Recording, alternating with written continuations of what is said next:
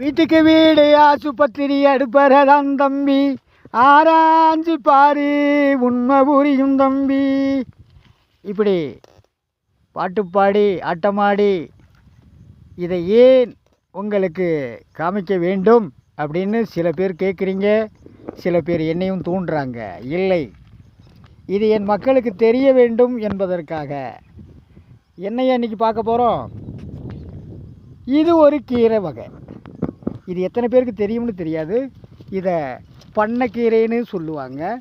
இது பாருங்கள், இந்த கீரை பண்ணைக்கீரை. எப்படி பண்ணைக்கீரை இது எங்கெங்கெல்லாம் தெரியுது பாருங்கள். இதெல்லாம் இப்போ தான் முளை விடுது. இந்த கீரையெல்லாம் ஒரு காலத்தில் நாங்கள் தின்னதுனால தான் ஐயா இந்த ஓட்டம் ஓடுது இந்த குதிரை. ஆனால் ஒன்று, இதை தொடர்ச்சியாக சாப்பிட்டா வாயு பிரச்சனை கொஞ்சம் இருக்கும். என்ன பிரச்சனை இருக்கும் பாருங்கள்.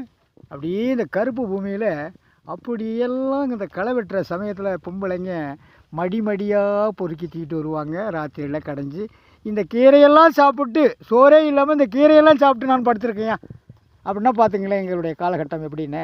பார்த்தியா, அந்த கீரை எவ்வளோ அழகாக அதன் கடமையை செய்யுது.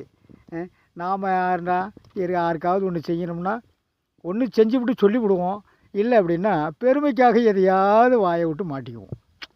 ஆனால் இது யாருக்கிட்டையாவது சொல்லுதா பார்த்தியா? நல்லா பாருங்கள். அப்படி இறைவன் நமக்காக படைத்த எத்தனையோ விதமான கீரைகள். இந்த கீரைகளை நீங்கள் எடுத்தாலே உங்களுக்கு இந்த ஆண்மை பிரச்சனை, மற்ற வயிற்று கோளாறு எல்லாத்தையும் கிளியர் பண்ணக்கூடிய சக்தி பலவிதமான கீரைகள் இருக்குது. அந்த கீரைகளில் இதெல்லாம் ஒரு பாட்டில் கூட பாடியிருப்பேன். கம்மங்கோழும் காட்டு கீரை கதை தெரியுமா. நாங்கள்லாம் அந்த கம்மங்கோழுக்கும் இந்த காட்டுக்கீரைகள் தான். இதை சாப்பிட்டு வளர்ந்ததுனால தான் இன்றைக்கும் நமக்கு 2 பொண்டாட்டி இருந்தால் தேவலாம்னு தான் தோணுது. கௌரவம்னு ஒன்று தடுக்குதே. அதனால் என்னடா ஐயா அப்படிலாம் பேசுகிறாருன்னு எதாவது நினைக்காதீங்க. பாருங்கள், முடிஞ்ச வரைக்கும் நல்ல உணவு தேடுங்க. ஆகாரத்தை நீங்கள் நல்ல விதத்தில் தேடிக்கலைன்னா கண்டிப்பாக நிறைய என்னுடைய முகநூலை பாருங்கள். உங்களுக்கு தினந்தோறும் விழிப்புணர்வுக்காக எதையோ சொல்லிகிட்டு இருப்பேன். ஏதேதோ நினைக்காதீங்க. உண்மைகள் இதெல்லாம் நிரூபிக்கப்பட்ட உண்மைகள்.